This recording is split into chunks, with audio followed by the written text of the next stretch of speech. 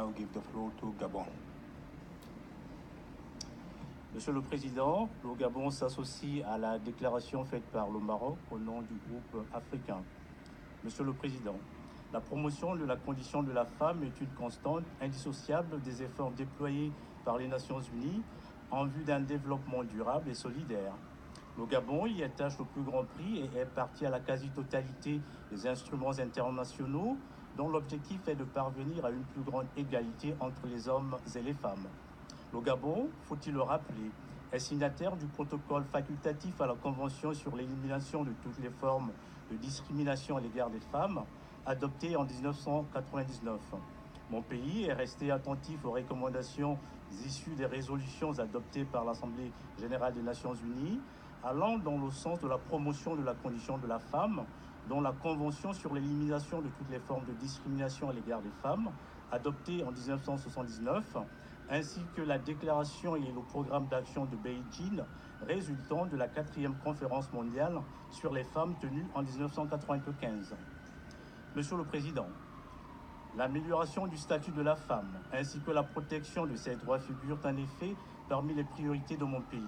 Le Gabon est convaincu que l'élimination de toutes les formes de discrimination à l'égard des femmes passe par la prise en compte des enseignements tirés de la mise en œuvre des objectifs de développement durable, notamment l'ODD 5 portant sur l'égalité des sexes et l'autonomisation de toutes les femmes et filles, d'une part, et la prise en considération de l'agenda 2063 pour l'Afrique, d'autre part. Dans ce sens, le gouvernement gabonais a créé en 2007 un ministère de la Famille chargé de la protection de l'enfance et de la promotion de la femme et l'Observatoire des droits de la femme et de la parité afin de défendre les droits de la femme, de la famille et de l'enfant.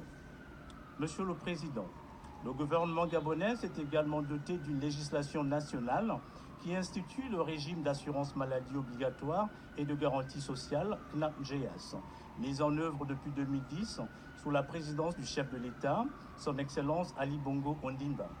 En 2015, la décennie de la femme gabonaise 2015-2025 a été décrétée pour transformer en profondeur la condition de la femme sur les plans juridiques, politiques, économiques et social.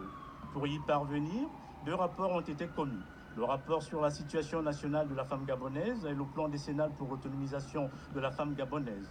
Ces 2 documents, élaborés avec le concours du Fonds des Nations Unies pour la population, ont permis au chef de l'État de prendre des mesures concrètes en l'endroit des femmes gabonaises. Ainsi, dans le souci de promouvoir davantage la condition de la femme, le Parlement gabonais a adopté une loi portant sur le quota de 30% pour la représentativité des candidatures des femmes et des jeunes aux élections législatives.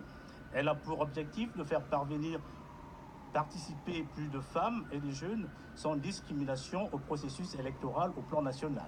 Monsieur le Président, il convient de rappeler que la Journée internationale de la femme, instituée par la résolution 75/189 présentée par le Gabon et adoptée par l'Assemblée générale des Nations unies en 2010, participe de la volonté manifeste des autorités gabonaises à contribuer au respect des droits de la femme à travers le monde.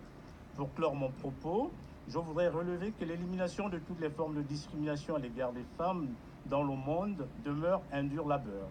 Une telle entreprise requiert l'implication de toutes les bonnes volontés au niveau national et international, ainsi qu'une coopération plus efficiente au sein de l'organisation onusienne. Je vous remercie. I thank Gabon. We have heard the last speaker for now. Distinguished delegates, I now invite the committee to turn again its attention to pending organizational matters.